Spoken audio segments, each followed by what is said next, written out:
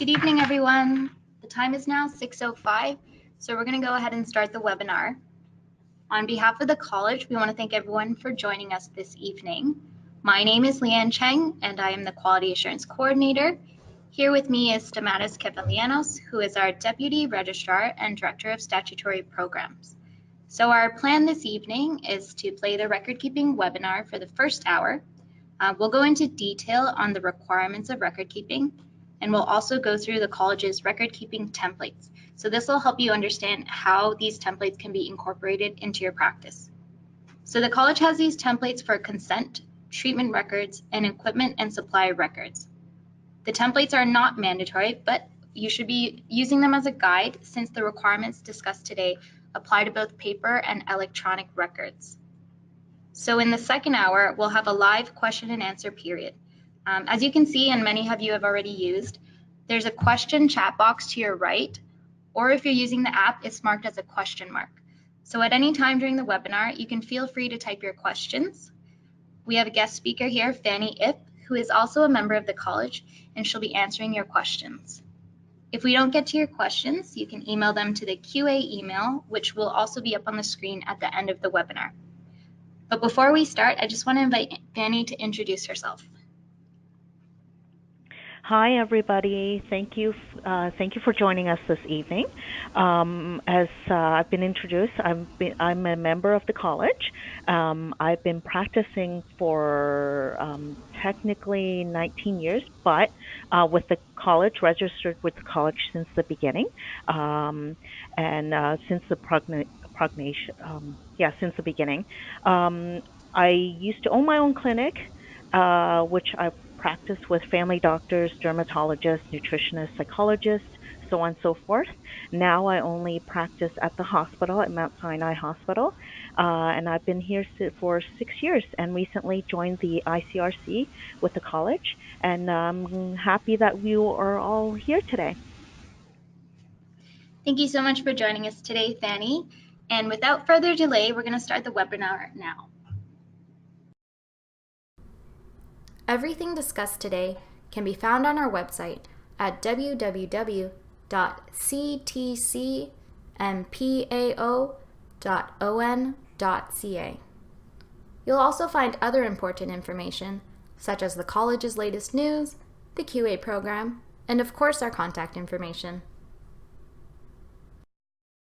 More specifically though, to find the information we'll be discussing today, see the Regulations link on the main menu. After clicking Regulations, a drop-down menu will appear with links to the standards of practice, policies, and guidelines. Be sure to review the record-keeping documents found in each link.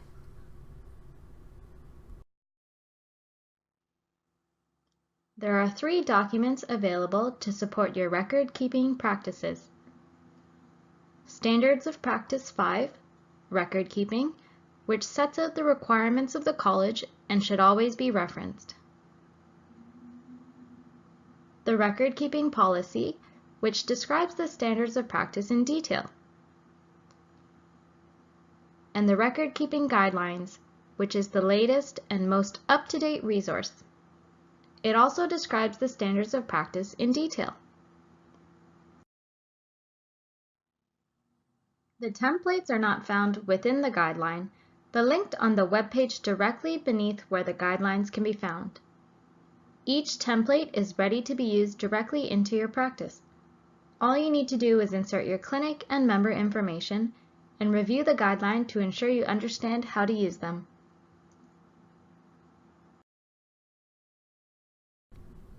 Before we begin, let's go over the learning objectives of this webinar. This webinar aims to educate members on their professional responsibilities by letting them know what the law and college require for record keeping. We'll describe every record the college requires in detail and provide members with templates that can be used in their practice.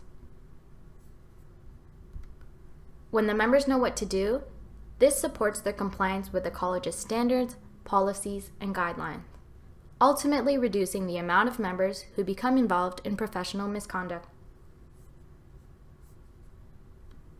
By making members aware of their responsibilities, we increase their accountability to the public and to the college.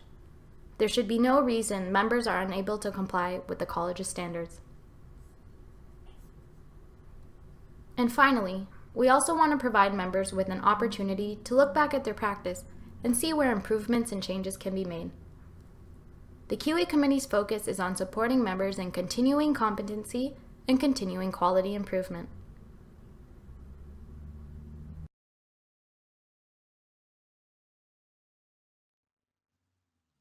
Let's take a moment to consider why records are important. As a practitioner, consider how many patients you will deal with over your career. Records help you recall details of a patient's history, conditions, and treatments. It's important to ensure that your records are comprehensive. As a patient, complete records ensure that proper care and treatment is received. It ensures that the practitioner is able to demonstrate they've made a proper evaluation before providing diagnosis and treatment.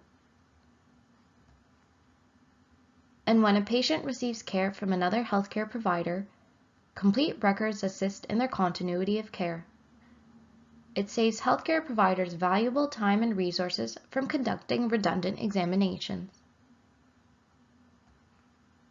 Complete records also protect members when information is requested from insurance companies or from the college when investigating a complaint.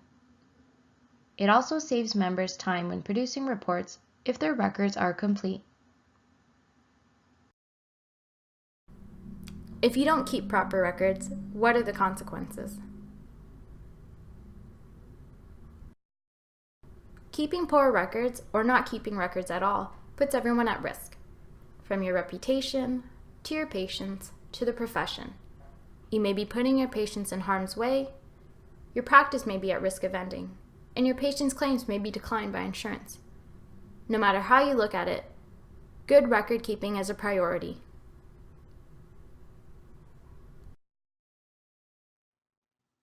The Professional Misconduct Regulation of the Traditional Chinese Medicine Act outlines what acts are considered professional misconduct. Two examples of professional misconduct related to record-keeping practices are Section 25, failing to keep records in accordance with the standards of the profession, and Section 27, falsifying a record relating to a member's practice. If the college receives information about a member's poor record-keeping practices, it has a duty to investigate.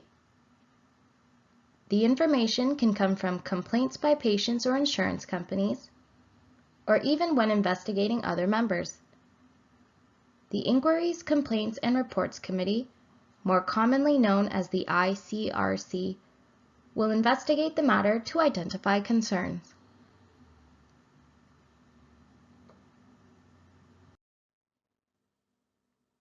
When it comes to investigating concerns, Section 76, among other sections of the Regulated Health Professions Act, applies. More specifically about records, Section 76(4) states that Section 76 applies despite any provision in any act relating to the confidentiality of health records. This means that an investigator appointed by the registrar has the authority to request and copy patient records. The investigator's request must be relevant to the investigation. The ICRC will investigate and consider whether an action available to it is sufficient to resolve the matter. It may order a specified continuing education or remediation program, more commonly known as a SCRP. It may also order an oral caution if the panel feels the need to meet with the member to address their concerns.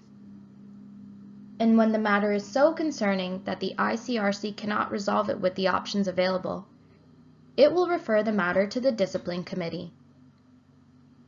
If any of the above options are chosen, a notation of it is made on the member's public register. This means that it becomes public information. The QA Committee hopes that by providing these guidelines, every member can keep records to the standards of the profession.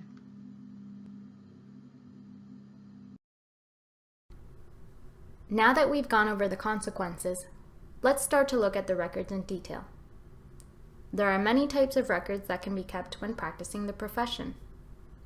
These can help you in documenting your practice and your patient visits. There are certain records the college requires every member to maintain.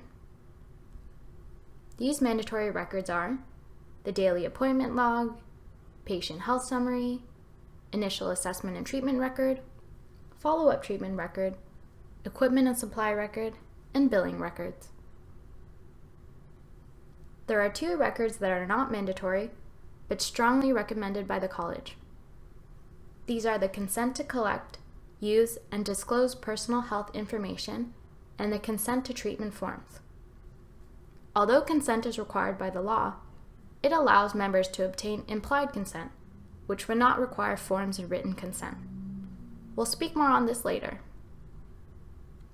The QA team has provided templates for these records. Please be sure to review them in detail and contact the college if you have any questions.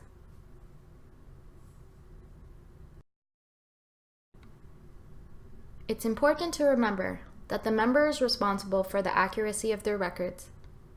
Even if a student, receptionist, or other clinic worker manages a type of record, the member is responsible for ensuring that the information is complete and accurate. Signing off on every record can ensure you won't be involved in professional misconduct.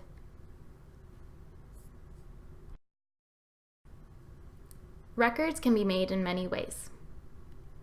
You can write them directly onto paper. You can type them into a computer or a tablet. Or you can voice record during your appointment and write them out later.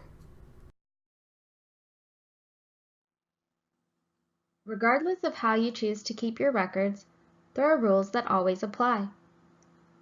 All records must be made at the time of appointment or immediately after. This can ensure that all critical information is recorded and not lost. Records must be maintained in English or French. You can use any language on your forms, but you must ensure that they are translated after the appointment before they are stored away. Your records must be readily understandable by any third party, especially by the college, another healthcare provider, or insurance companies. This means that a third party is able to read the content and understand what any abbreviations or signs represent. It does not mean that they have to understand the difficult terminologies.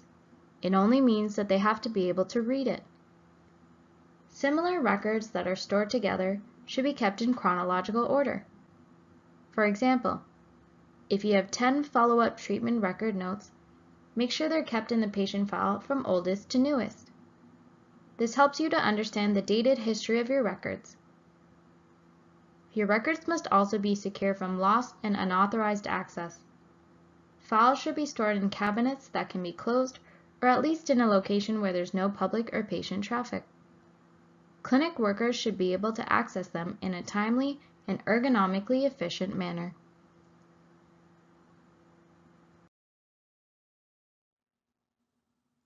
Besides the information required in each type of record, every record must contain the following information: the date in a consistent format. If you choose to use date, month, year as your format, make sure it remains this way for all your records.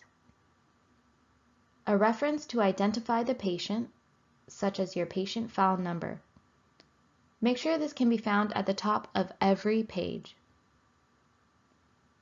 Identity of the person who made the entry or record, whether it's by signature or initials. Members of the student class must have their supervisor sign off on the record to verify that the information is correct and complete.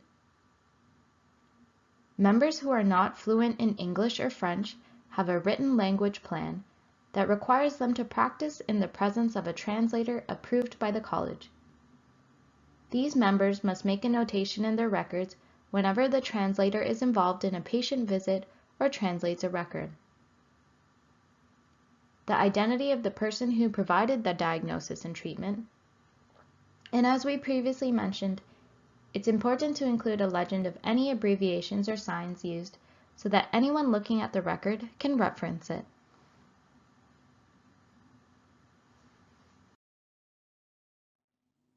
If you need to make changes to your records, you cannot erase or white it out. This is important because you want to ensure that no information is lost. Here are examples of how changes can be made in both paper and electronic formats.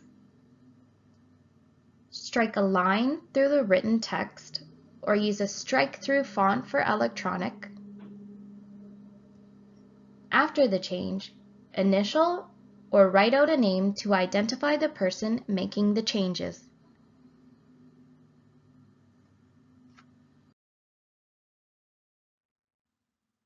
Patient records are important for quality care. They paint a private picture of a patient's past, progress, and treatment. Because of its strict confidentiality, you must create and keep patient files separate from your billing records.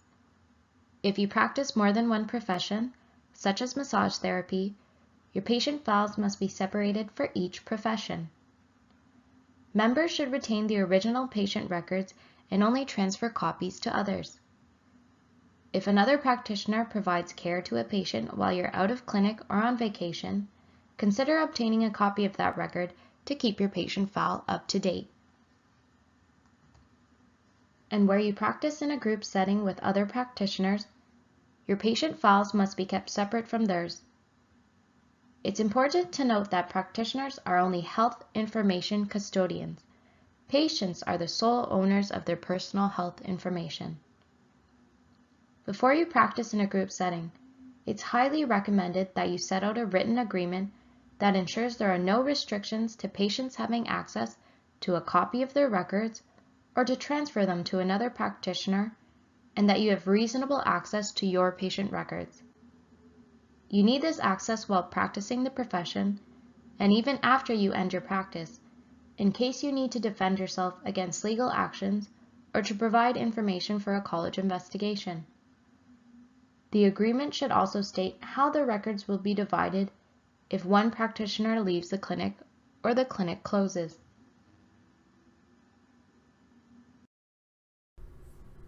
Let's stop and consider a question. How many years do you have to keep patient files?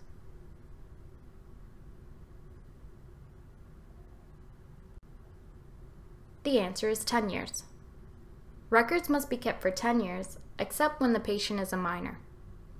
If a patient is a minor, then the records must be kept for 10 years after the day the patient reached or would have reached the age of 18 years.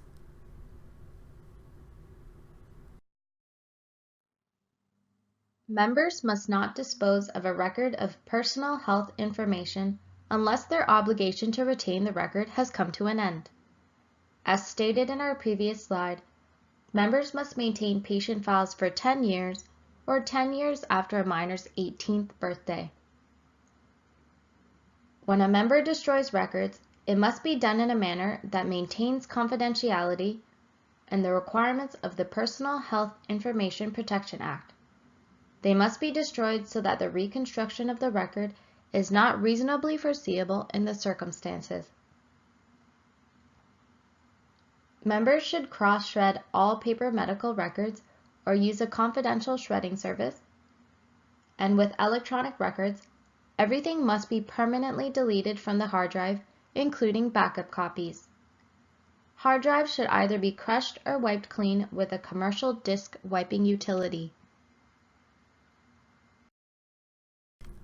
When a practice closes, the transfer of records is governed by the Personal Health Information Protection Act and the Traditional Chinese Medicine Act. When you close your practice, you have a responsibility to give your patients appropriate notice. This will allow them to find another practitioner, obtain a copy of their patient file, or they may take no action. Members are permitted to charge a reasonable fee for the copy or transfer of a part or entirety of a patient's file. The fee charged must reflect the cost of the materials used, the time required to prepare the material, and the direct cost of sending the materials.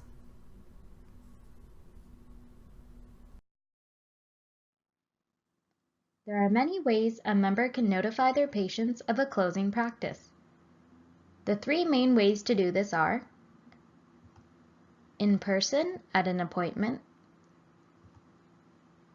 through a letter by mail or email, or through a phone call. You can also support these by advertising in the local newspaper, leaving notice on the clinic's voicemail, or by posting on social media.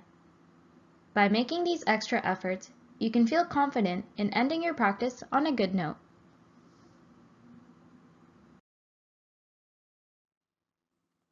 We've now gone over the general rules for record keeping, the types of records every member must keep, and the steps to take when terminating a practice. We'll now move on to speak directly about each record in detail and go over the templates provided by the QA committee. It may be helpful to have the record-keeping guidelines and templates in front of you to follow along. There will be a title screen in front of each record. This is where you'll have the opportunity to flip to each section and template. Now let's begin. The daily appointment log.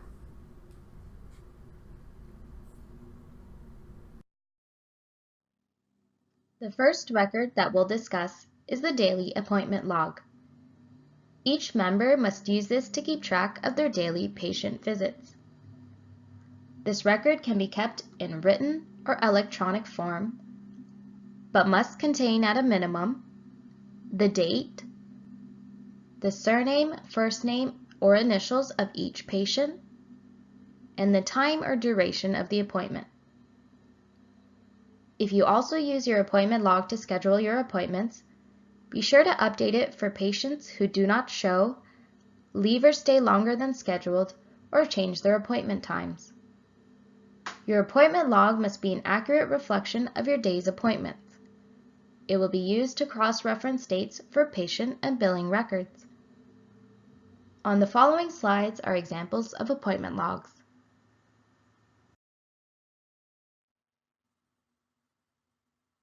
Here's an example of a daily appointment log that can be purchased at a stationery store. Members must ensure that the date is written and a space for the patient's name is available. In this example, each page has the date and the month. However, since the whole book is the same year, this is only on the cover. It's most ideal to have times in 15-minute intervals, but even 30-minute intervals can be used as long as the member is inputting the accurate start times or durations of the appointments.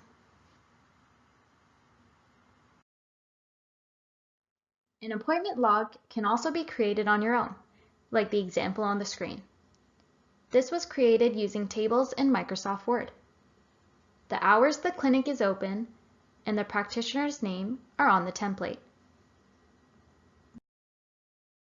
The date can be written into the template for each day that it's used. 3 examples of how to fill in the appointment log are as follows. Rebecca Kim sees the member at 9 a.m. and has a 30-minute appointment.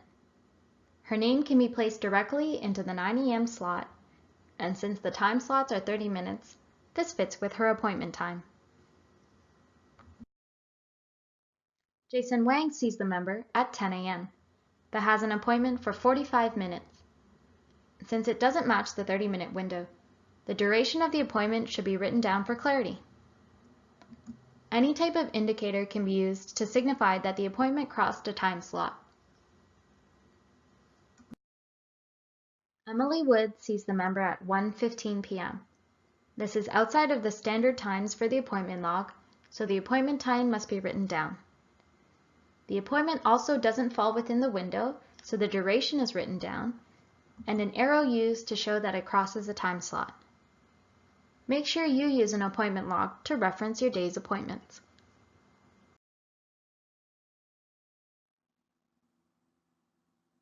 Before we move on to the other templates, let's first talk about consent. You must get consent to collect, use, and disclose personal health information and you must get consent for treatment. Members can get consent from their patients in two ways. Implied, which is the assumption that consent is provided based on the words and behaviors of the patient or surrounding circumstances. The other method of obtaining consent is express. Express consent is direct, explicit consent that is given either orally or in writing. That is, the member specifically asks the patient whether they consent.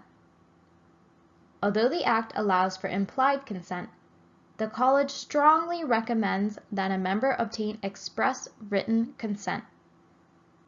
It's important to note that where a member chooses to use a form to get written consent, the member must explain all parts of the form to the patient before asking them to sign. It's not enough to simply provide them with the form.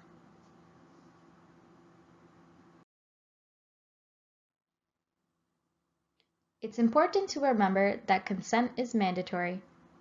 You must always obtain it when providing care to a patient. You must also ensure that the patient has all the information necessary to make an informed decision on consent.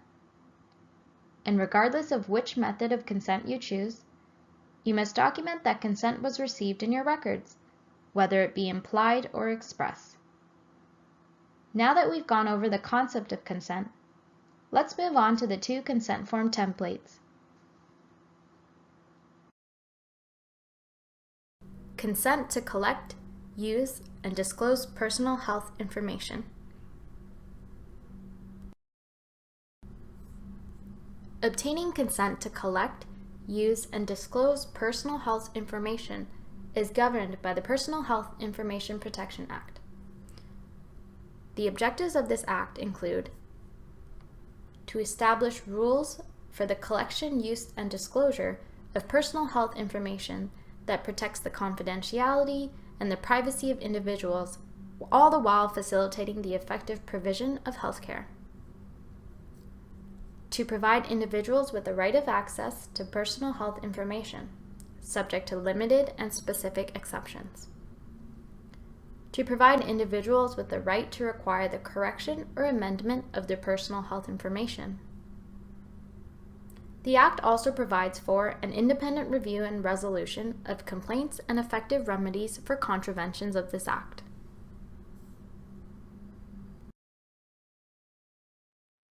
The Act also defines what constitutes consent. It states that consent must be consent of the individual, must be knowledgeable, must relate to the information, and must not be obtained through deception or coercion. A member's goal is to always ensure their patient has enough information to make informed decisions. There's also a template available for the consent to collect, use, and disclose personal health information form. It's 1 page in length. As we start at the top of the page, we'll see a space for the patient or substitute decision maker's name. A substitute decision maker is a person authorized under the Personal Health Information Protection Act to consent on behalf of the individual. A common example of one is a parent guardian. The second part is an acknowledgement by the patient that they are disclosing their personal health information for the purposes of receiving TCM or acupuncture treatments. And there's also examples of kinds of personal health information that are collected. It's important to note that the template describes examples of the types of personal health information and is not meant to be an exhaustive list. The final sentence also notifies the patient that their personal health information may be used without their consent, but will only occur if the law permits. By writing it in this way, the member can obtain written consent, but also advise the patient that implied consent may be used.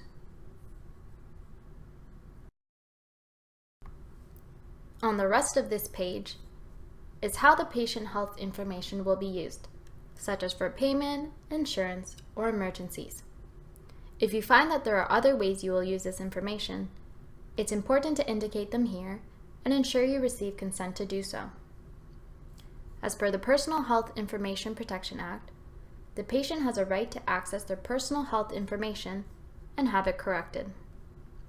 This section makes the patient aware of these options.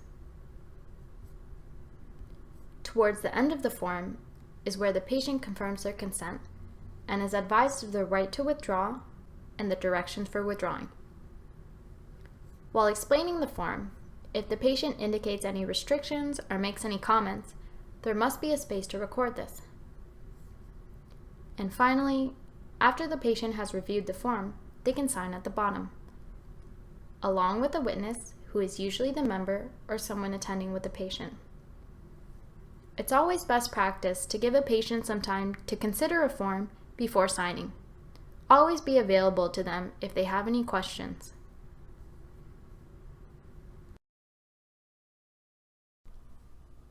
Consent to treatment.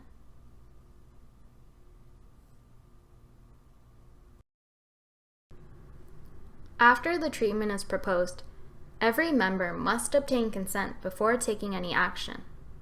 Consent for treatment is governed by the Healthcare Consent Act. This act states that consent must relate to the treatment, it must be informed, it must be given voluntarily, and it must not be obtained through misrepresentation or fraud, and it must be either express or implied. As we previously mentioned, express is direct verbal or written consent, and implied consent is the assumption that consent is provided based on their circumstances. A member should always ensure that their patient receives all the information necessary to make an informed decision. Remember that if you choose to use a consent form, you must ensure to explain each part of the form before asking the patient to sign. The template provided by the QA committee is 1 page in length. It provides a space for the member to record the treatment they're proposing, and a list of information the member should have provided the patient in order for them to make an informed consent. This includes the expected benefits of the treatment, possible risks, side effects, likely consequences of not having the treatment, and alternatives to treatment. If you want to go above and beyond, you can include blank lines on your template so you could fill in the specific information for these explanations. That is, you would specifically write the benefits, risks, side effects of the treatment that you're proposing, and more. By doing this, you can ensure that when the patient signs the form, they're also signing off on all the information you've explained.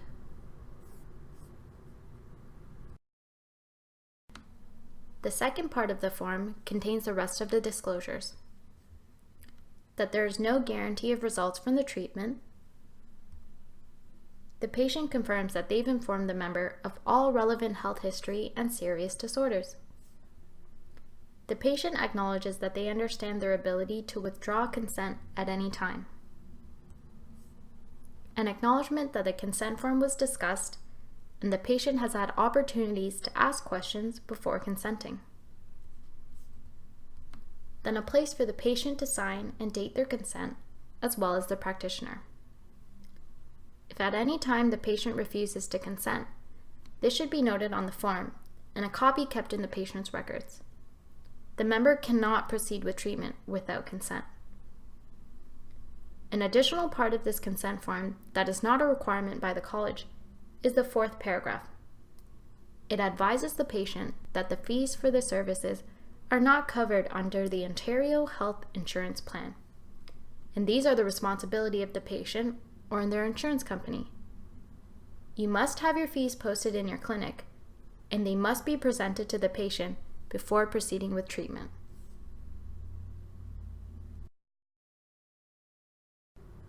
The Patient Health Summary Form.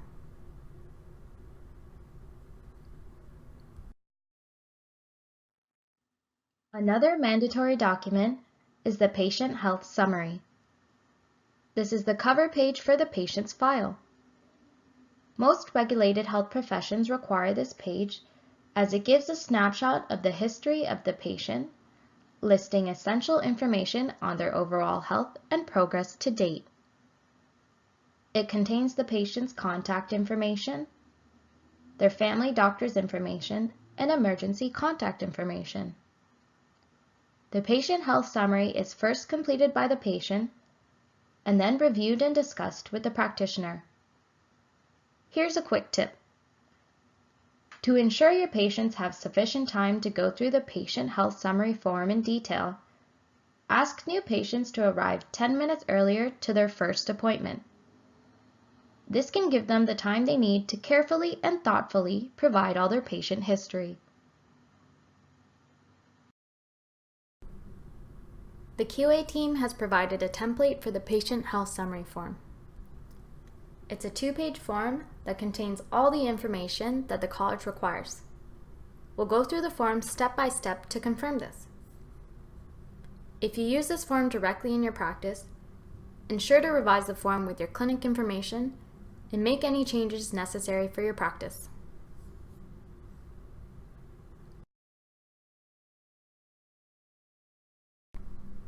We'll start at the top of the first page of the patient health summary. The first piece of information required from the patient is the patient's identification. This includes their name, address, and telephone number. We also need the patient's personal and family data, which include their date of birth, gender, occupation, and marital status. The patient will also have to provide their family contact information, as well as the emergency contact information, which may be the same but include their contact and their relationship to the patient. The family doctor's name and clinic information are also required.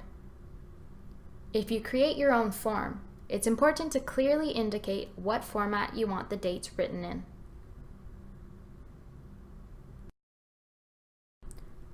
As we move on to the second part of the first page, we'll cover the patient's past medical history, including hospitalizations, surgeries, prior injuries or medical conditions, and family health history. These boxes allow the patient to write freely, so the description you use can help them with understanding what to write. If you want to emphasize or know certain things, you should add it into the description. And in the second box is where the patient identifies the risk factors, allergy or drug reactions, ongoing health conditions, long-term treatments, and any prescription medications. An example of how you can add to the descriptions is if you're interested in the patient's lifestyle habits. You may specifically ask whether they exercise, if they smoke or drink alcohol, or their sleeping habits. Of course, these can be covered during the appointment, but it may be more efficient to review what the patient has written rather than to discuss each question individually.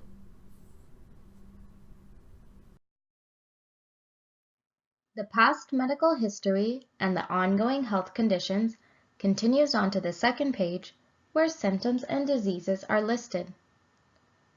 As we previously mentioned, forms can be provided in any language as long as they are translated to English or French before storing away.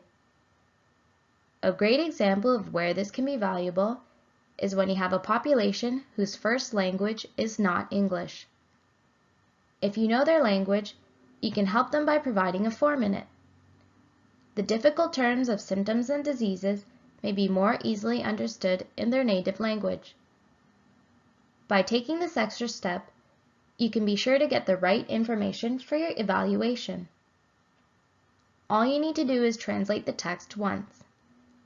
As long as everything is listed in the same order, the circled conditions can be quickly transferred over to an English copy.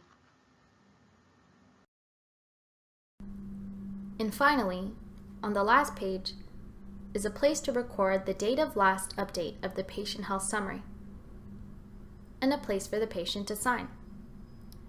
The practitioner can sign next to each recorded date as a final sign-off and confirmation of the record. This brings us to the end of the template for the patient health summary. As a recap, there are 13 pieces of information required on your form. If you choose to create your own form, create a checklist with these items to ensure your form complies with the college's requirements. Each member can make modifications according to their practice, but must ensure all the required information is present. And always remember to review this form with your patient after they complete it. It's not enough for them to simply fill it out.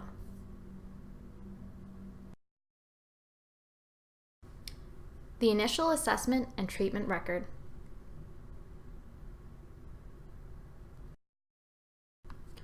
The next mandatory form is the initial assessment and treatment record.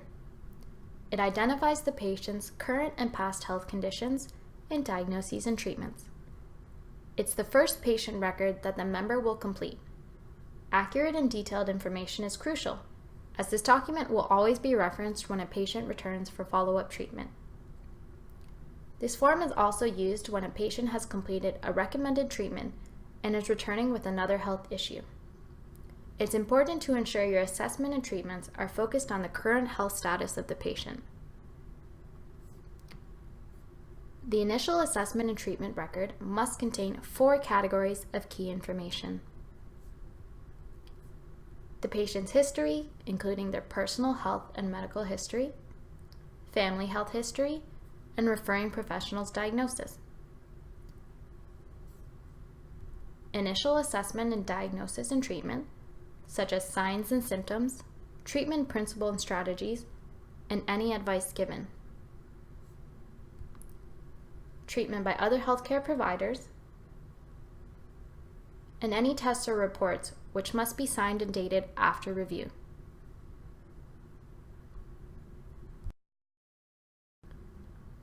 There's a template for the initial assessment and treatment record. It's 3 pages in length. The member makes notes while conducting the assessment and prescribing treatment. The details and accuracy of the information here are very important for follow-up treatments. As you can see, there's a lot of free space for the member to record information. If you use this template, it should be a priority for you to review this form in detail and see where you need to make modifications. If there are certain questions that can help stimulate your memory in writing important details, you should include them. If there are abbreviations used when recording your treatment notes, be sure to add it into your template. Here's the top of the first page. The first section is for the chief complaint. After discussing with the patient, the member will write a brief description of the reason the patient is seeking treatment. They'll also include any symptoms the patient has mentioned. To help with this, the 10 questions have been included on the form. As the member reviews each with the patient, they can record the details above. You can add, reduce, or remove these depending on what you find useful during the patient's assessment. Before we move on to the rest of the form, let's take a closer look at the 10 questions using an example patient, Patient X, who is female. Patient X arrives with a complaint about a cough that has persisted for 3 weeks. She indicates that this cough gets worse at night and causes her throat to feel dry. As a reminder, here are the 10 questions. Here are the patient's responses to the 10 questions. In regards to energy, the patient is tired in the morning. They have difficulty falling asleep and palpitations. Their appetite is okay, however, due to the dry throat, they're drinking a lot. They answer no to sweats, but have an aversion to cold and have cold limbs. They have pain in the left side of the lower abdomen that comes on and off. Their bowel movements are once every 1 to 2 days in the form of dry stools, and their urine is regular. When it comes to menstruation history, the patient said that it started at 12 years old. It's usually 7 days of period every 28 to 30 days. The first day is light, the next 2 days are heavy, and the remaining 4 days are light. They answer no to clots and cramps. The 10 questions have helped us to learn more information about the patient's condition. Often as you go through these questions, it will trigger further questions in other areas. The more information a member gets about a patient's condition, the more accurate and complete the assessment and diagnosis will be.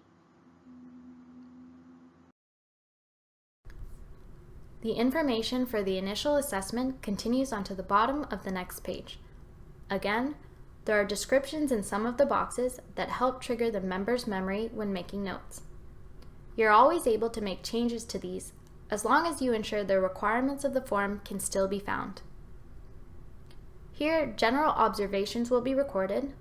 These may be things you've personally noted in the patient's behavior or appearance, and all other notes related to your examination of the patient from the tongue, pulse, and physical examination. On the second page is a box to record patient history and treatment by other healthcare providers. This includes the personal, medical, and family health history of the patient. And when available, the member would also record the referring professional's diagnosis, their name, address, and phone number, and also any other relevant care providers, including support workers. Much of this information is repeated from the patient health summary form, but any missing information should be recorded here. After the assessment and evaluation of the patient, the member then moves on to the diagnosis and treatment portion of the form. The template has separated these into diagnosis, treatment principle, and treatment plan. These notes are important in explaining why you concluded on the diagnosis, why you're prescribing the specific treatment, the reasons that support your decision, and how you plan to go about the treatment. If you're prescribing acupuncture, it's also important to record the points you're prescribing, referencing the World Health Organization's standard acupuncture point locations. And don't forget to include any advice you've given the patient. If you are a registered TCM practitioner, you may also be prescribing herbs for the patient. The college specifically requires that every member prescribing herbs records the name of the herb in 2 formats. Either the Chinese characters or the pinyin as one format, and the medical Latinate or botanical name as the second. Here's an example. The member records the Chinese characters of the herb and the medical Latinate name. Sometimes you may not be able to record both during an appointment, but always make sure to record the second format after the appointment before you store the record away. Besides this information, the member must also record the type the herb is prescribed in, whether it's in powder, liquid, or other forms, the quantity of the herb, how to store the herb, and instructions for preparation, consumption, and treatment.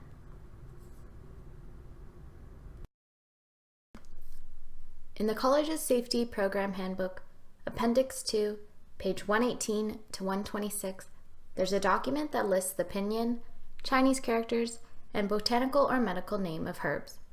The 2 formats required by the college can be found here.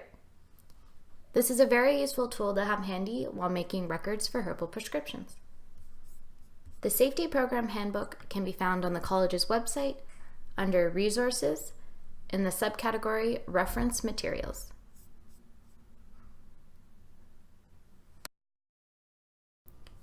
The final part of the treatment plan is for any modalities that are prescribed to the patient. A few examples have been listed. These can be changed depending on your practice. You may not have the experience or tools to conduct some of these therapies, so instead replace them with therapies you're knowledgeable in. The final part of the form is a place for the member's signature and date. It signifies their responsibility and accuracy for the information. This concludes the template from the college. Be sure to include compiled or produced reports and reports from other professionals. These should be initialed and dated after you've reviewed them.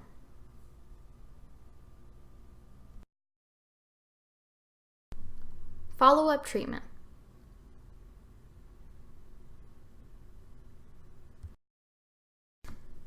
The first appointment with new patients always requires the most time, as members detail a patient's history and conduct an initial assessment to determine a diagnosis and prescribe treatment.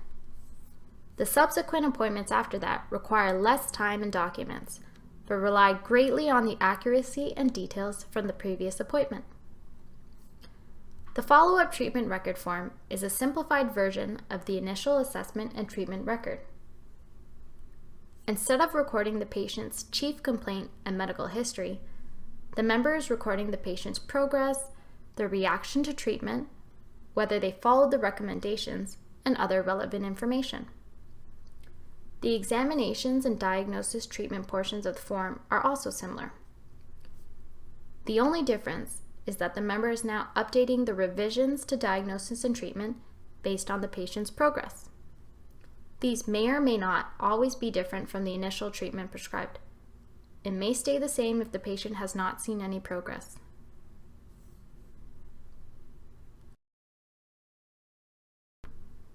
Equipment and supply records.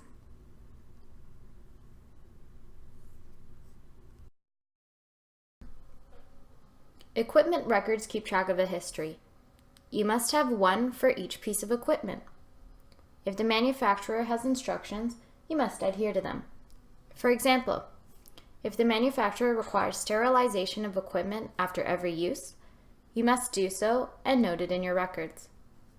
This record is also a quick reference to the manufacturer's information, the equipment's serial number if available, and the date of purchase. All your equipment records should be kept in a log. This template shown on the screen can be found under Record Keeping Guidelines.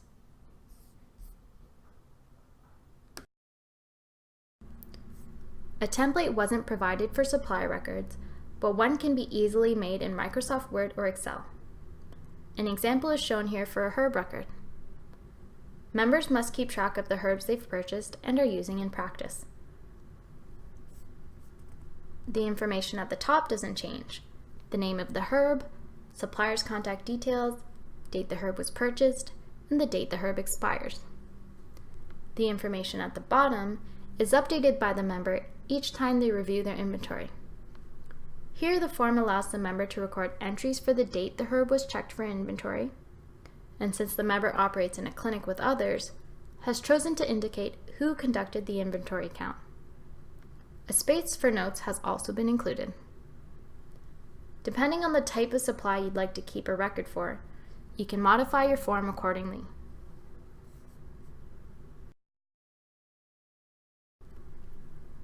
Billing records.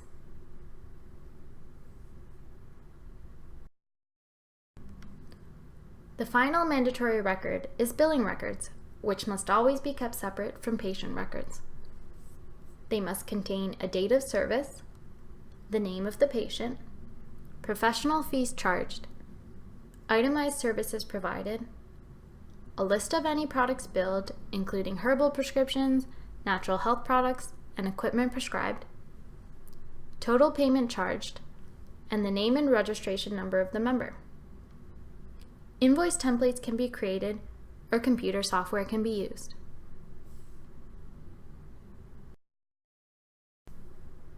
Let's stop and consider a question.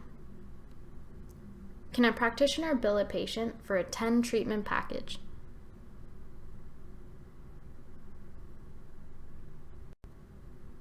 The answer is no.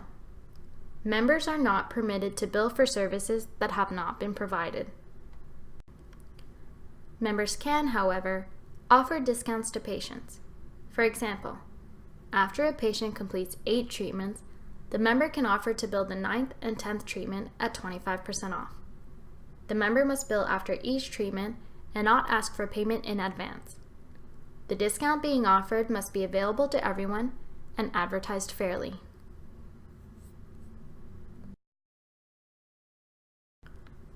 Now that we've reviewed all the records in detail, let's take a moment to look back at your personal practice.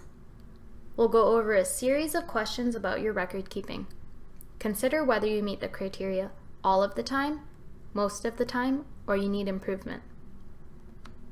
Your goal is always to meet each criteria all of the time.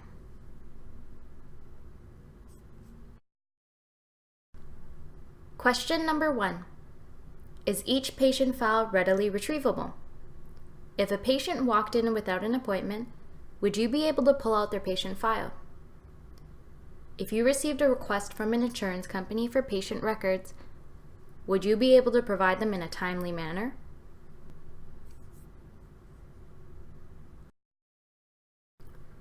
Question number 2. Are your records readable to any and all reviewers? Are the records in English? Would another healthcare professional understand them? Is the writing legible?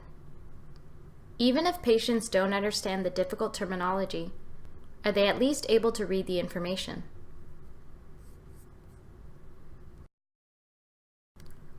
Question number 3. Is the patient's name or identifier and the date on every record? If some of your patient files got mixed up by accident, would you be able to figure out which patient's file it belonged to and be able to put the records back in chronological order?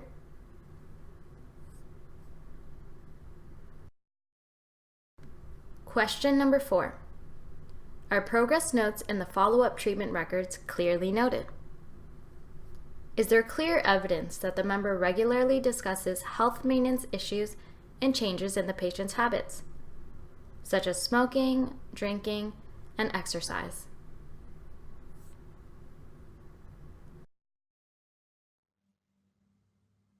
Question number 5. Do you have a record of every herb's expiry date? If a random herb was selected from your storage, would you be able to figure out the supplier name and the purchase date?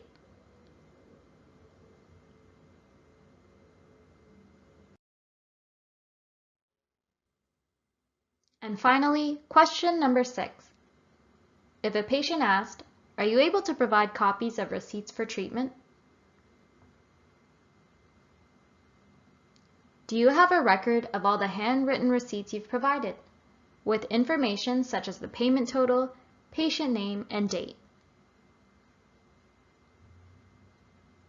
If your patient wasn't sure which date and time they attended, would you be able to find out using your appointment log?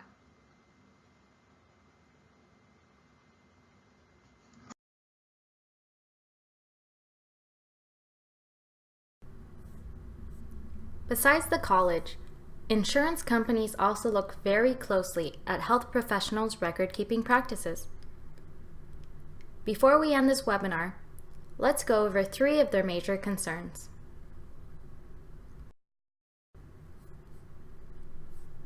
Number 1, billing for services not rendered. Insurance companies have found evidence that practitioners are billing for services not provided. This is one of the reasons why the college prohibits members from selling treatment packages. A member won't be able to provide documentation to support the treatments they haven't provided, and will then be considered falsifying claims. Although the member may have intended to provide those services in the future, it's still considered services not rendered.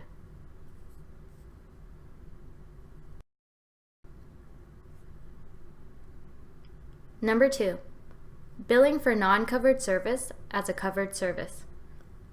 Practitioners who have clinics connected with other businesses will provide invoices for an insured service even though the service is not covered. For example, a member may provide an acupuncture invoice for a manicure and pedicure service. This is not an acceptable practice.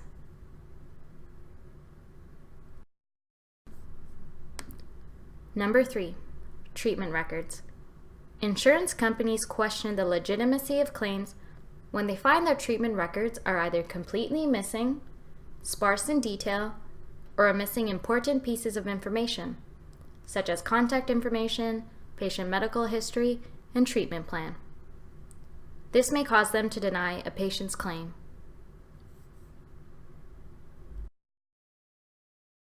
Okay, so that ends the first portion of our webinar. We are going to move over to the question and answer portion. However, I did get a lot of questions about where the templates can be found. So I'm actually going to pull that up on our screen right now, and I'll show you before we move on. If you could just give me 1 second to pull that up. It can actually be found on our website, and I'm going to take you there right now. You would actually go to our website, and you would go to regulations.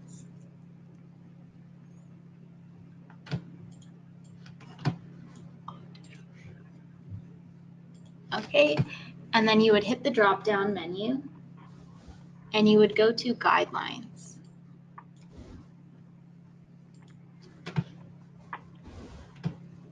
And once you go to guidelines, you'll see the record keeping guidelines is the 5th item.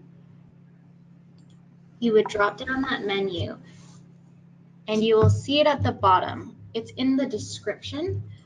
So it says down in the second paragraph, the QA committee has developed the following customizable templates as resources for practitioners. So every template that was discussed in the webinar can be found here. So the patient health summary, consent forms, equipment and supply records are all here. So I just wanted to address that one. And the second common question we got is about the webinar slides. So this webinar is actually being recorded right now. We'll be able to post that onto our website in the near future.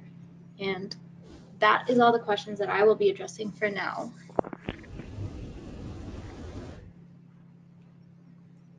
And so I'm going to pass it over to Stamatis and Fanny, and they'll be going over the live Q&A session.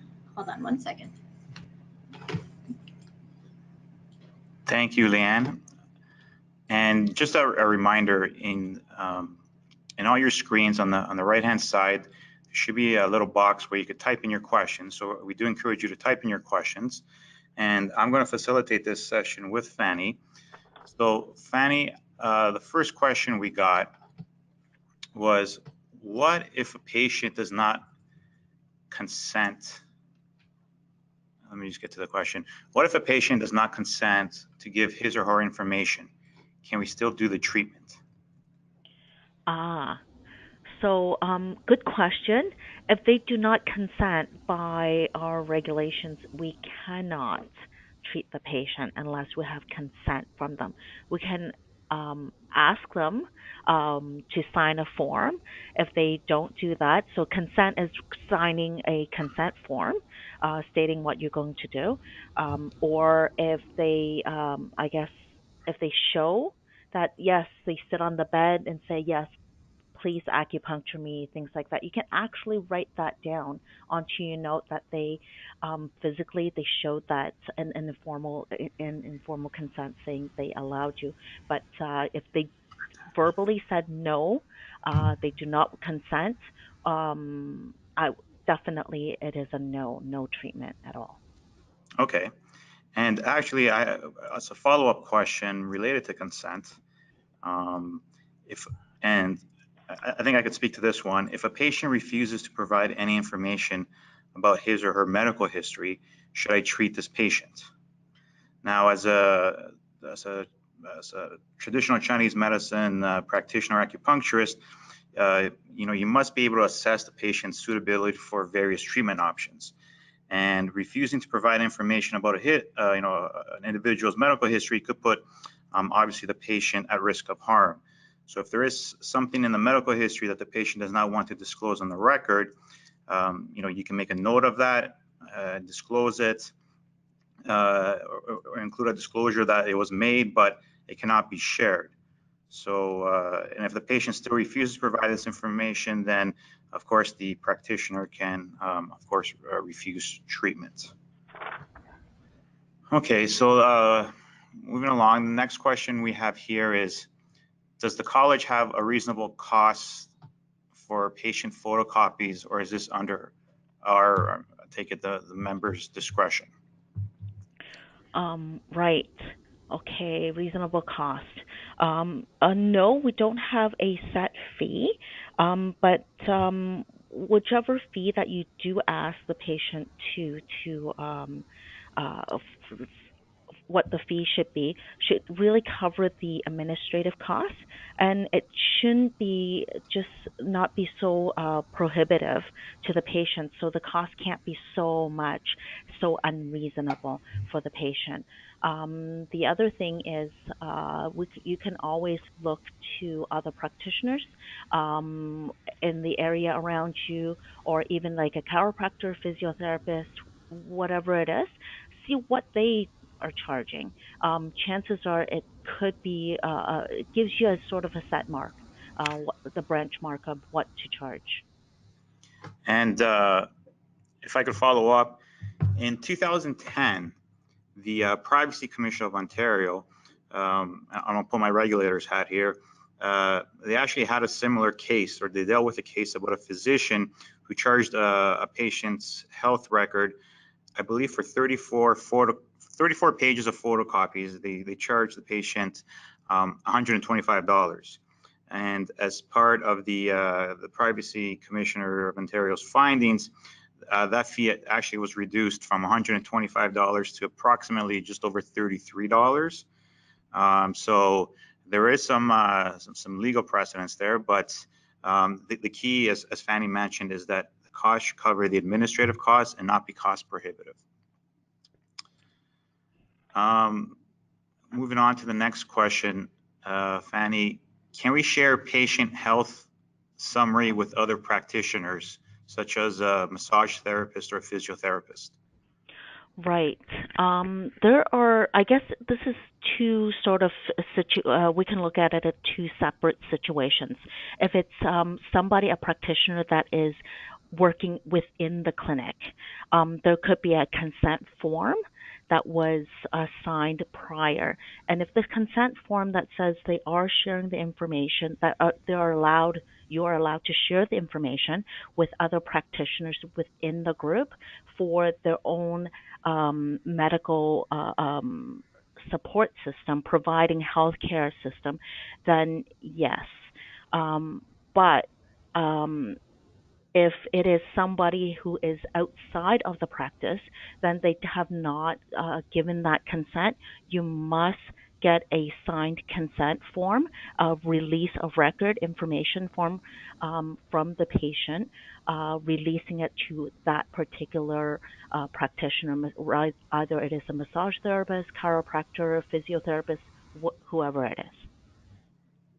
Okay. We got a question in terms of billing services not rendered. Can you explain how patients could purchase gift certificates? Right.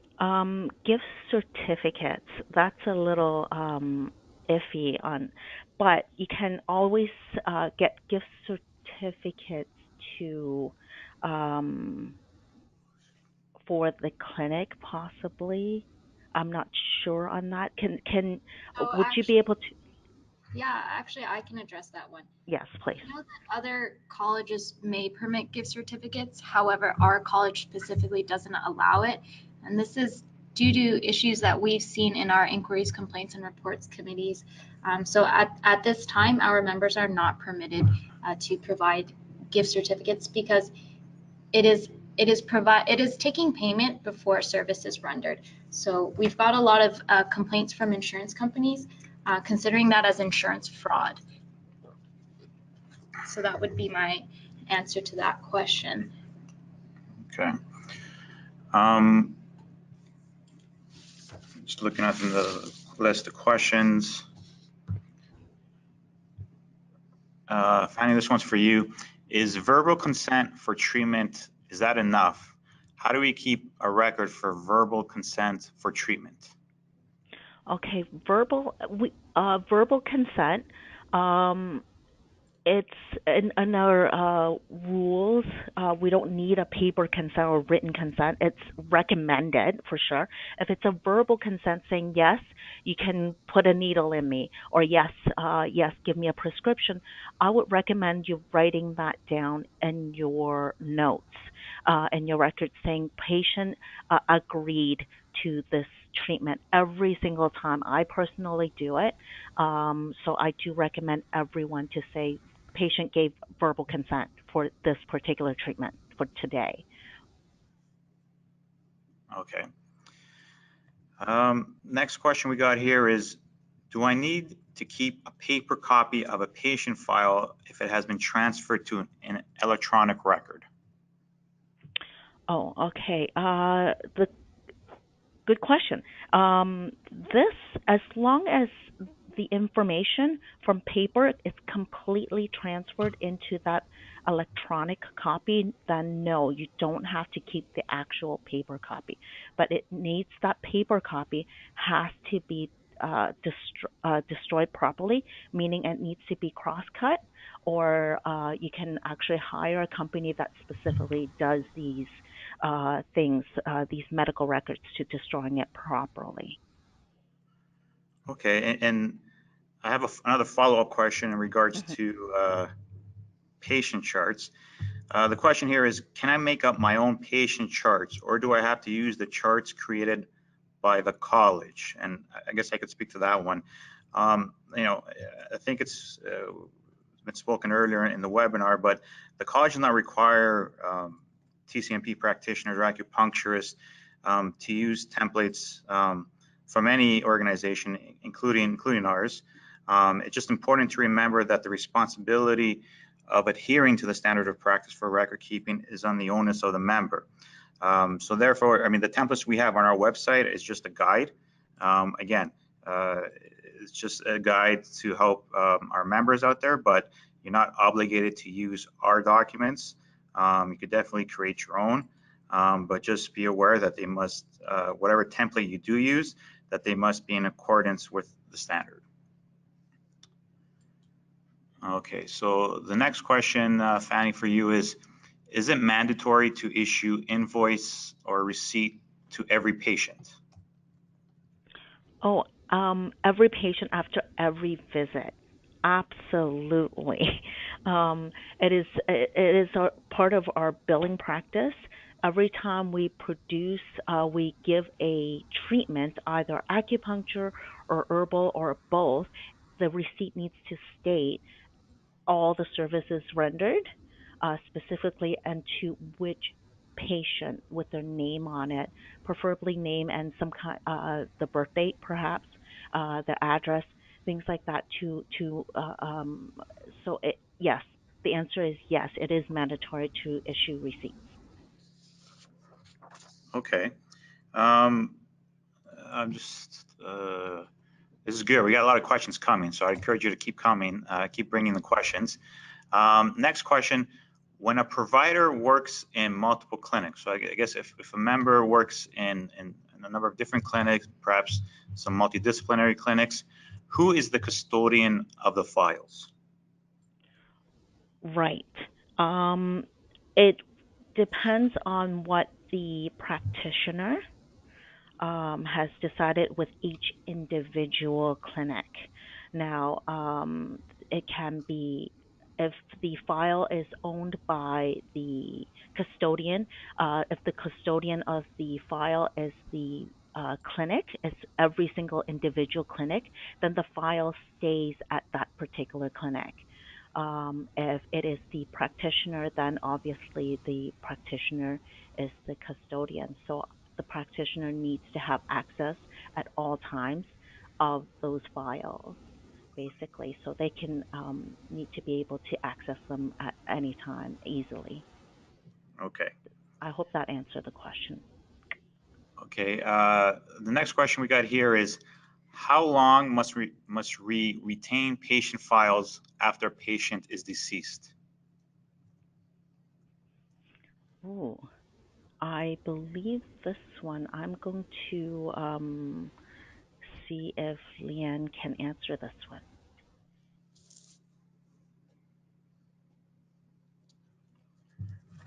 So according to our regulations, you would have to keep it for the 10 years after the patient is deceased.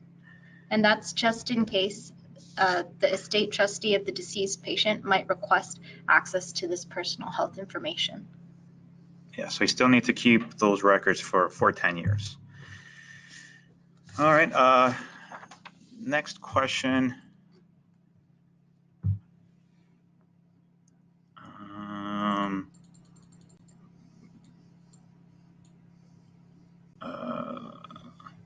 Sorry, some of these questions are a little long-winded, so I'm trying to see if we could.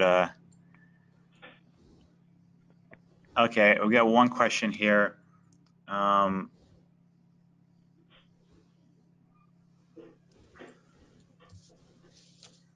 There's another question that's sort of related to storing of files. Can I store records in my home or in a storage unit? And I mean, I can answer this one. I mean, the short answer is yes. You could store records at your home or in a storage unit. However, it's very important to keep in mind that wherever you are storing records, they must be secure. So security is the important part here.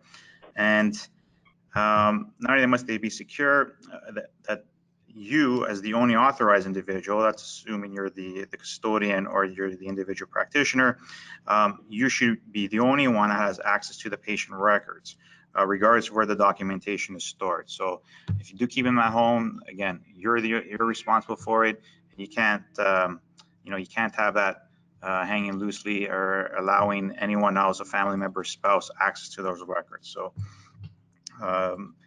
And then related to a question about storing of records, what happens in the event that a clinic is being closed or not sold or transferred to another registered practitioner?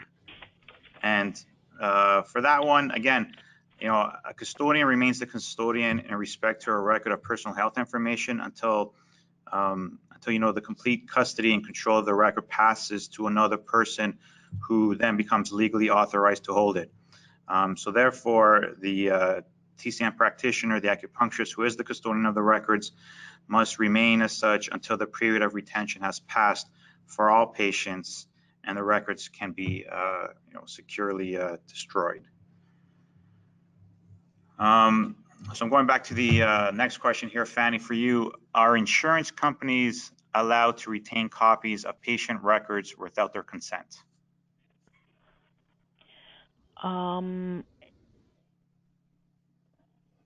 That is, I believe it is no.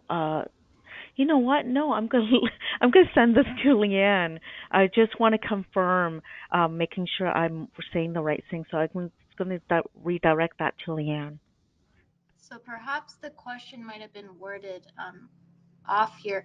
It might be a question of when an insurance company requests a patient health record, are you permitted to provide it to them without consent, is what I believe the question might be. And our answer would be no. When insurance companies come to you and ask for a patient health record, they should have received the consent from the patient and should also, with that request, have sent you that consent from the patient. So the answer would be no for that.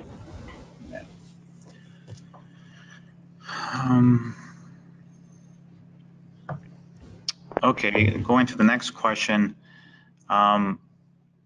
In regards, Fanny, this is for you, in regards to receipts of services, if you provided acupuncture, must it be itemized, invoiced as, for example, moxibustion, cupping, and acupuncture, or just, for example, 45-minute acupuncture treatment? Right. It does need to be itemized. 45 minutes, if the 45 minutes included acupuncture, moxibustion, twin massage, then yes, if you provided those services, you should always write that down on the receipts. Yeah, and maybe just as a recap, in terms of sort of like those requirements for financial records, obviously practitioners and acupuncturists who charge fees for care, for service, or any products, they must ensure that the financial records contain, obviously, the name of the patient, the name of the of the practitioner, and if there's an assistant, the assistant's name, or anyone who's working under supervision, so their names, all the practitioner names should be included. Of course, the date of the service has to be included, and like what Fanny said, a description of the care or the service or the product that's provided. So it should be detailed. So if you just did acupuncture, then it's just acupuncture. If you did, as Fanny said, a couple other modalities, then you should itemize that. And then, of course, the amount of the fee for the care or the service or the product, and of course, any payment received. So those are some of the important things to keep in mind when it comes to financial records. Okay, so the questions they keep coming, so this is good. Let's see, can I keep? Okay, here's one. How can I keep the old record if I stop to work in one clinic? Should I keep them by myself? Is that clear, Fanny? I think so. So I would actually address this more of a almost like re, removing from practice or closure of a practice, things like that, seeing who becomes the custodian of the actual records. Um, if you stopped working at the clinic and if the custodian of the record is the actual clinic, then you can actually make an agreement with them to get a photocopy of the complete records, or can have the agreement of if the patient request the information from you, you have full access to this information to the clinic, and vice versa. If the patient goes to the clinic and were the custodian of the records, then the clinic should have full access to that particular medical record, so that the patient has can have everything that the whole health record. Okay. Just going to the next question here, Fanny. I think we could probably address it here. Does the college recommend any specific software for patient record keeping? Now, the short answer is no. The college does not provide any recommendations for software or hardware systems. That's not really the role of the college, but it's suggested that, the practitioners speak to their colleagues, maybe speak to the membership association, and inquire about the various options, prices, and features. But this is something that, again, the college has no opinion. So, yeah, the short answer is no. The college doesn't recommend any specific software.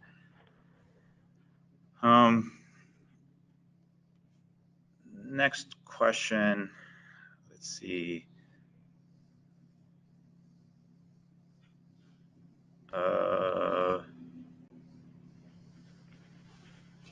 Question here is it appropriate to include a patient's personal history in the receipts? Is it appropriate to include a patient's personal information in the receipts?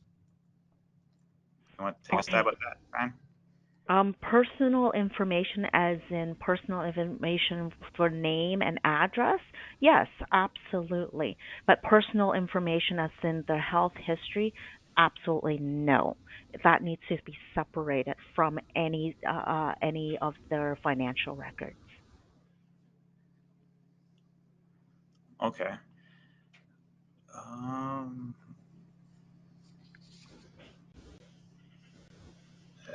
There's a question here about, do I need to sign my full name every time I make an entry? Okay, full name at least once in the whole record, so that they know who the practitioner is with and then all the other times you can initial it. But the only thing is, if there isn't, if you share a record, for example, within a clinic, and you use the same file, and then two acupuncturists treating the same patient, for example, and they both have the same initial, then you have to decide who has which initials. So, for example, one initial is AB, both practitioners' initials are AB, then one can decide to use AB, and the other has to use something else besides AB, for example, AC.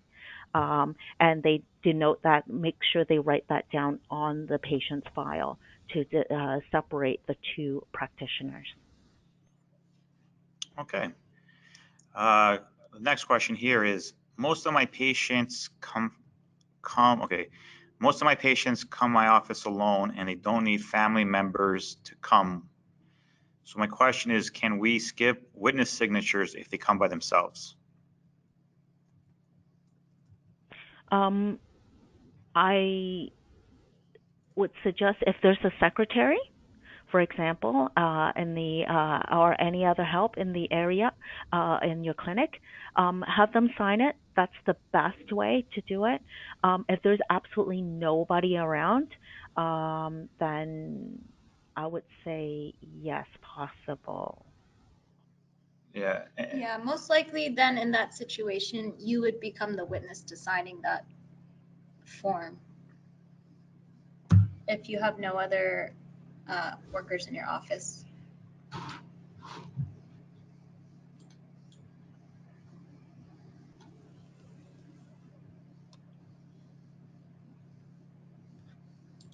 Okay.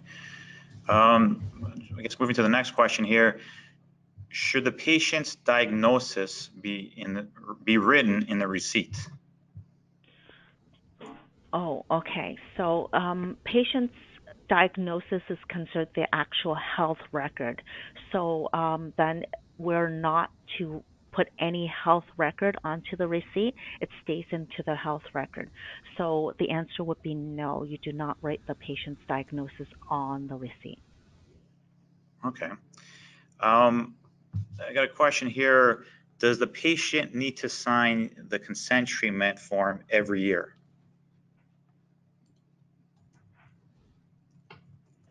I would say is it continuous?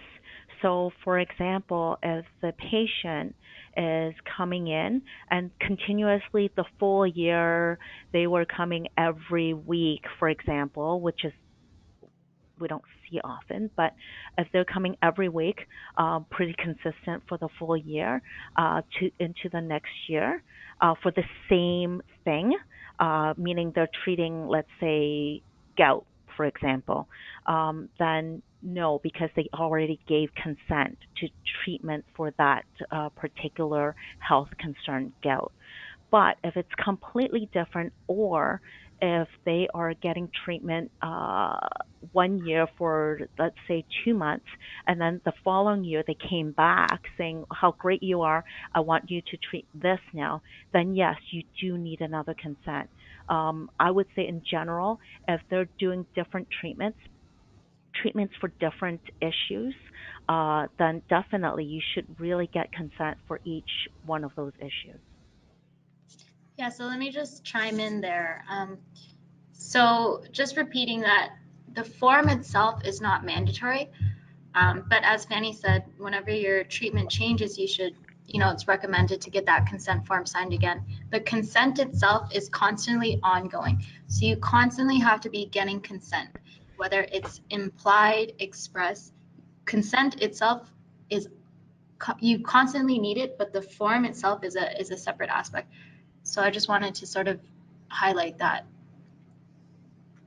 Okay. Going back to the questions here, here's a good one here. Do we need to provide a special form for patients to protect the practitioner for claims, I guess, regards to sexual abuse? Sometimes the practitioner needs to, I guess, go into those intimate parts of the human body, but do they need to sign any special forms or get any special consent while doing treatment?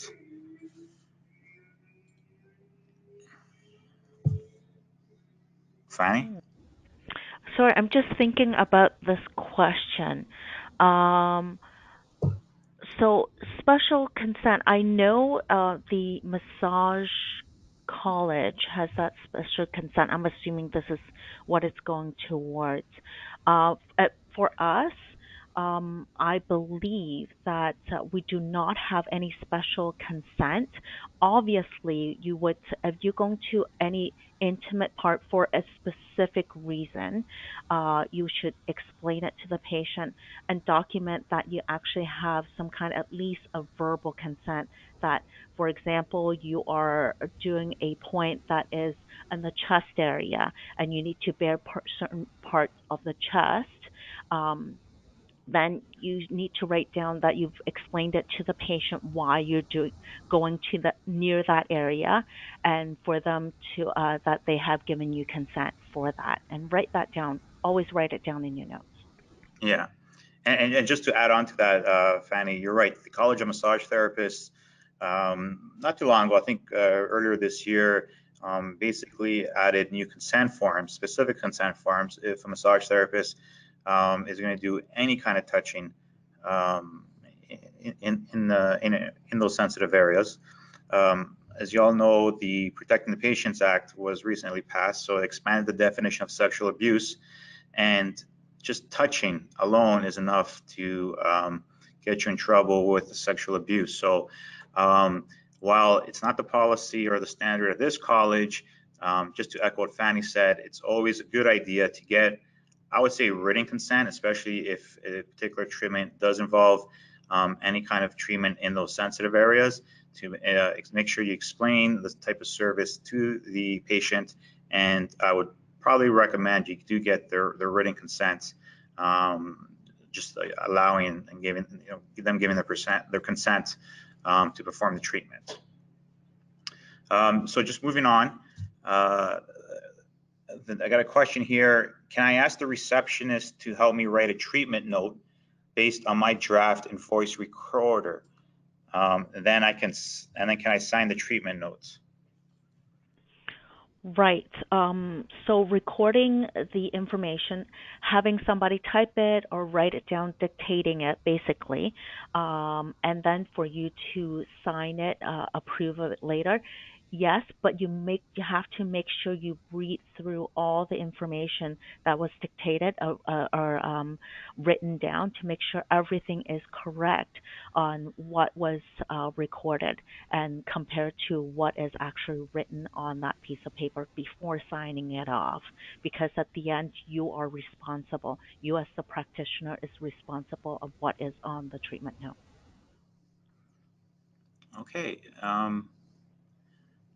I see two questions here that I think we could combine into one, but there's a question that's asking about the college's stand on online Skype consultations.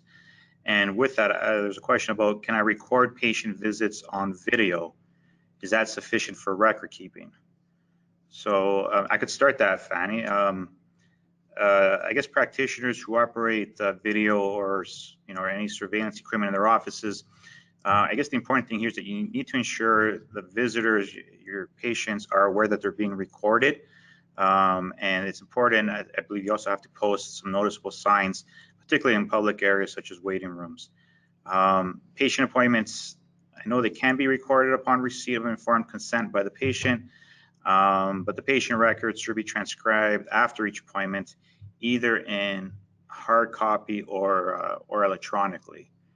I don't know if you have anything to add to that about. No. Perfect. Okay. All right. Let's see here.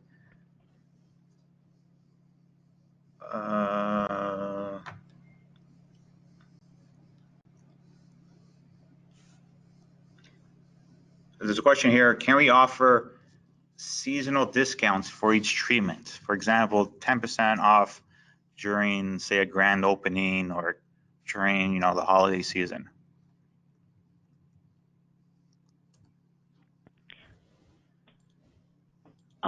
If the answer would be yes, as long as it's for everybody. You can't exclude any group of people or any person in particular. It has to be offered to everybody.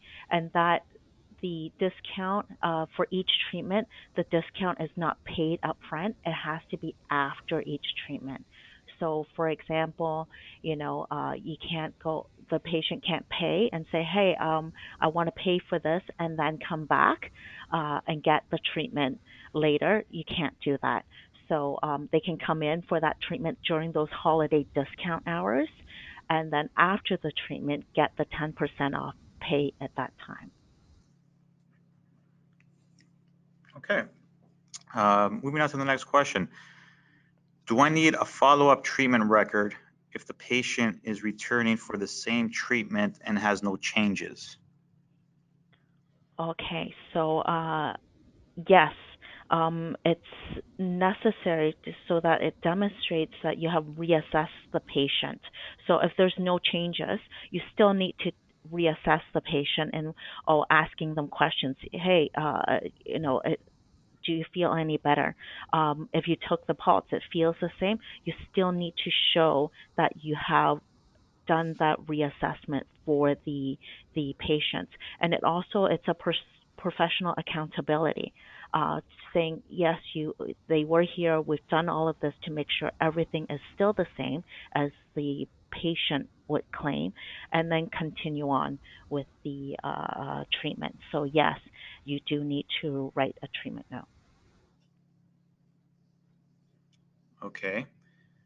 Moving on to the next question. Do I have to transfer my old patient charts to a new chart form? So I think I can answer that one. If you start to use a new chart template or form, you may consider transferring existing patient information to the new form, just to ensure that all that required information is now being captured. Alternatively, you could also start a new chart for an existing patient using, I guess, the new template, and include the old version of the chart as an appendix to the record. So I hope that answers that question. I don't know, Fanny, if you have anything to add to that. Yeah, the old charts are there, and you just add in the new chart on top. I'm assuming that's what they're saying, and you need to rewrite everything.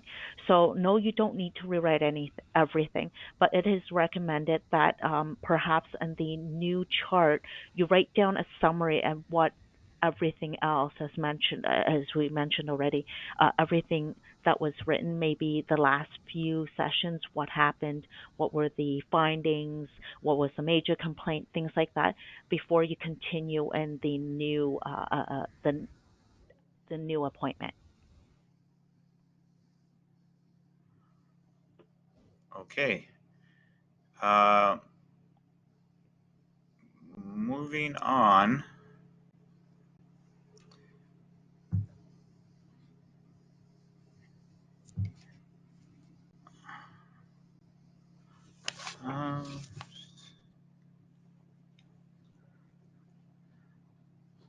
Okay, I'm just saying some of the questions we got here, I know we discussed earlier, so I don't want to sort of repeat and ask the same questions.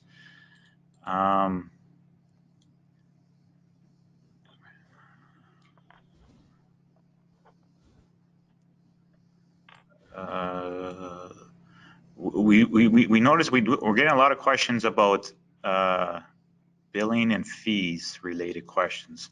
And I guess one thing I do want to say about that is that we will, in the near future, we will be bringing forward a number of new standards.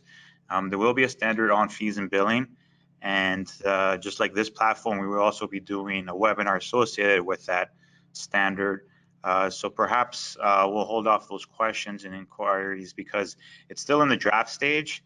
Nothing's been taken to the quality assurance committees here at the college or through council's approval yet. So I thank you for the questions, but we're going to keep these questions and perhaps speak to them, make sure that we speak to them in our standard. And when we do this webinar, again, related to fees and billing, we'll add those questions that you all been providing us on fees and billing. So I'm just trying to go back to the record keeping here. And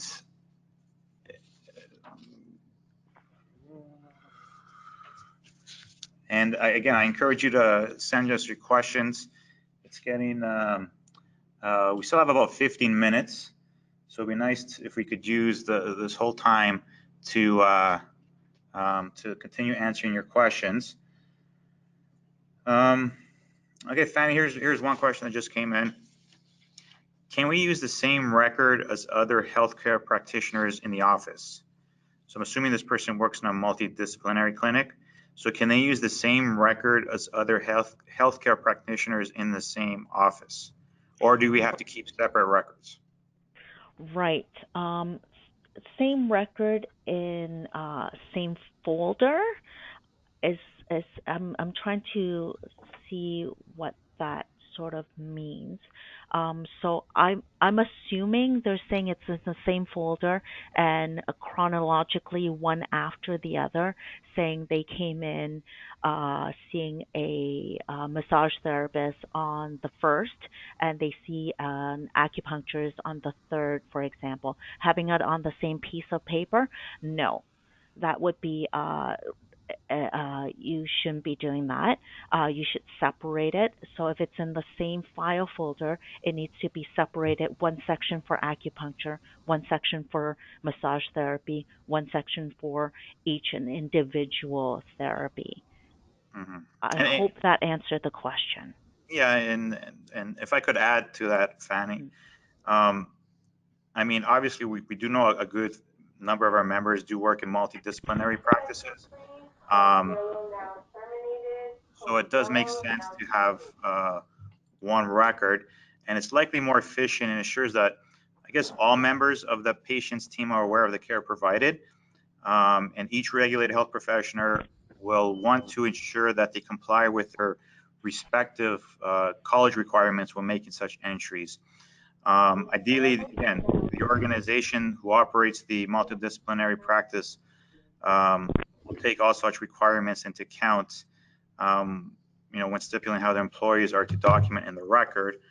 But I just wanted to add that, just from my own experiences in visiting a few multidisciplinary clinics. So I hope that makes sense. That answers the question.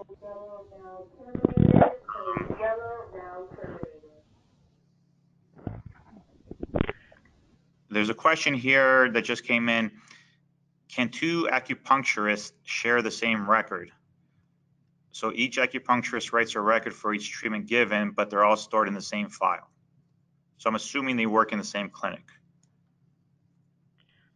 Right.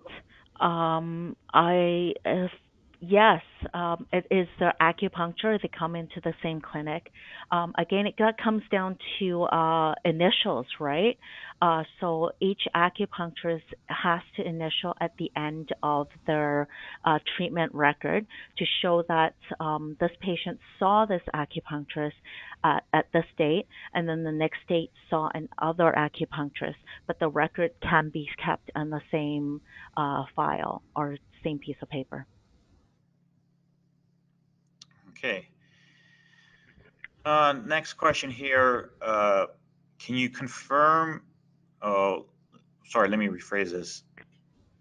If someone has stopped working in a multidisciplinary clinic, and the clinic says the custodian of the files, do I still require to keep a copy of the files? Right. It is recommended. I would recommend it.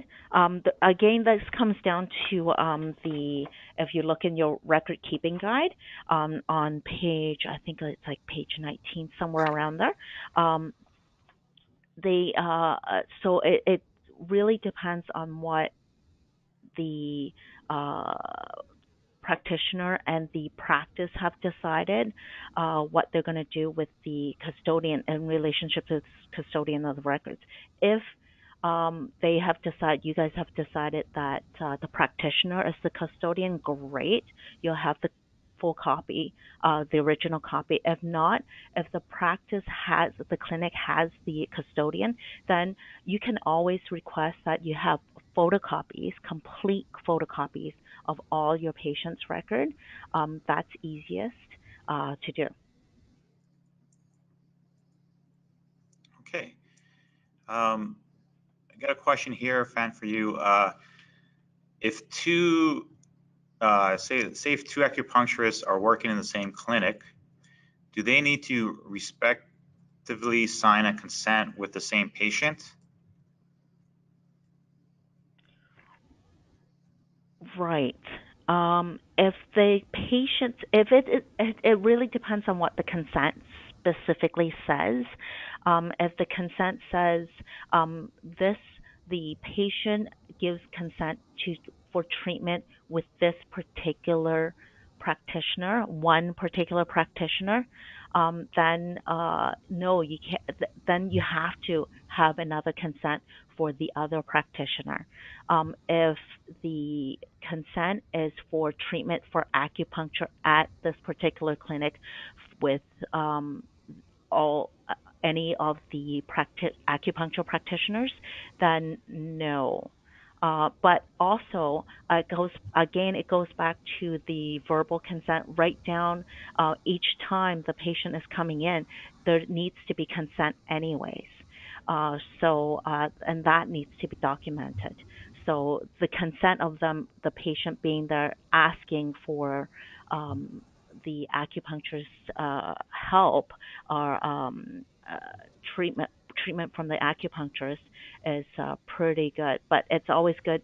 Again, it's always good to verbally ask the patient. If you're not sure, have them sign another one. It's never wrong to have them sign another consent form. Okay. Moving on to the next question.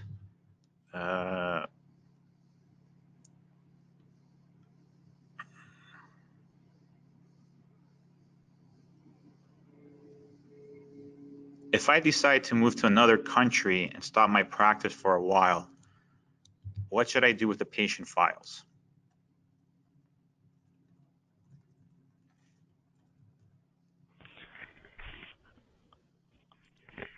So that is storage, right? So it needs to be stored somewhere safe. If you still have a home here, store it in the home, but it has to be safe. That locked up somewhere, people can't get to it easily, things like that. So besides you, obviously. So there are companies that does record keeping for situations like that. Practitioners moving to another country for a little bit and then coming back. You can always go to those for safekeeping of your records. Is there any other suggestions that you suggest, Damaris? No, I think you answered it good. I really don't have anything else to add to that. But since I'm just looking at the time, so I just want to get as many questions in before our time is up. Here's I guess a stickler. If the clinic where I worked before refused to give records of my patients, what should I do? So if the clinic where I worked before refused to give the records of my patients, what should I do? Okay, so I'm assuming the agreement of the records of the custodian of the records was should be the clinic's property. Mm-hmm. I believe that that's what they're asking. Then, that's a definitely stickler. Then because the owner of the of the actual file is actually the patient. So if it's the patient that's requesting for your treatment now, but you don't have the previous file, the patient can always go to the clinic and sign a consent for the disclosure of the health record to you. Then the clinic will must send the information, the actual file to you. So I would say that is the appropriate course of action. Yeah, and if I could add to that, and that's that's a very that's a tough situation, especially if you're not the custodian. But I would actually, you could, whether it's the member themselves or if you want to pass it to the patient, but they could definitely speak to the Privacy Commission of Ontario. I think the website's www.ipc.on.ca. But you could always file a complaint with the Privacy Commission of Ontario because this sort of record keeping falls under their jurisdiction. So, they got the legislative bark, if you will, and they could definitely deal with the owner in the event that they refuse to pass over any patient files.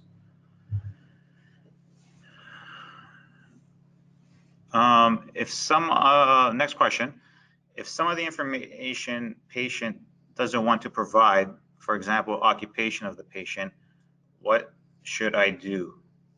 Should I not do any treatment?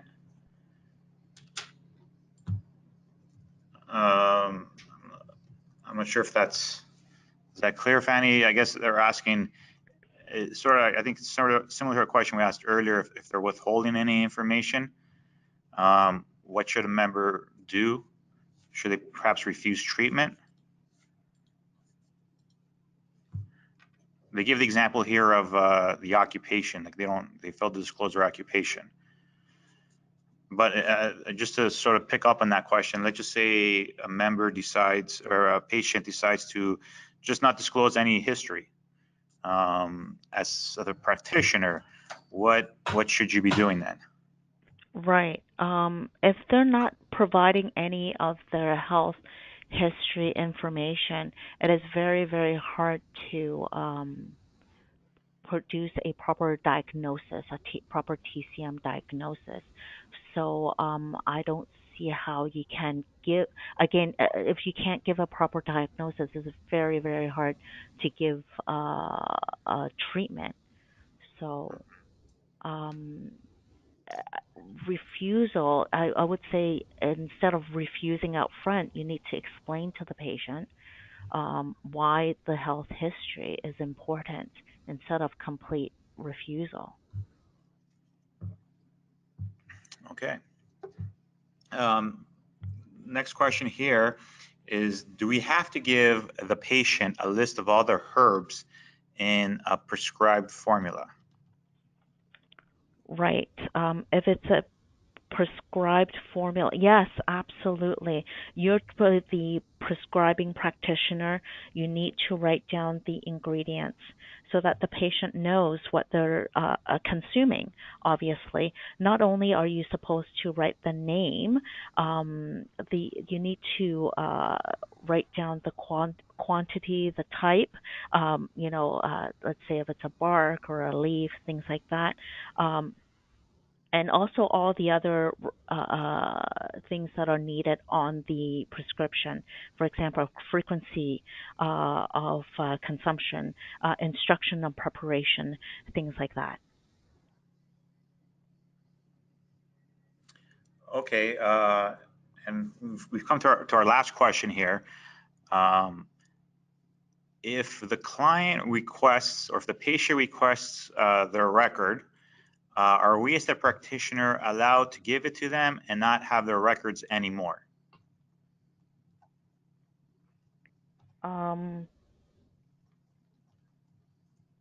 Okay, so I believe we still need to keep the patient's record for 10 years after the last visit. So I would say yes, you still need to keep a copy. The best thing to do is photocopy everything on the chart for your patient, but keep the original with you. All right, so that is our last question. The time is, we're approaching 8 o'clock, so I'll just give a little bit more information. We really do hope that you enjoyed the webinar. Our purpose, hopefully, is that you'll take the time to review your records and make sure they meet the standards of the college. At the end of the webinar, so when we close off here, a short survey will be up on your screen. Please take the time to complete the survey. It will help us improve and plan our future webinars. So as Stamata said earlier, we're also working on developing more standards like fees and billing, and we'll also have more webinars in the future, so your feedback would really help us. We got a lot of questions about how you can claim CEUs. So as you all know, this webinar is eligible for 3 professional development hours, and every year, including for inactive members as well, every member has to complete 15 hours. So all attendees today will receive a confirmation email of attendance by the end of the week. So look out for that in your inbox. That would be your confirmation of attendance. And finally, I do want to let you know, and I'll have it up on the screen right here, that we welcome any more questions and feedback to the QA email. So that's QA@ctcandpao.on.ca. And I just want to thank Fanny for joining us tonight and helping us answer all these questions. And on behalf of the college, we want to thank everyone for attending and hope you have a great evening. So we'll be closing off this webinar now. I hope everyone has a great night. Take care. Thank you, everyone. Thank you.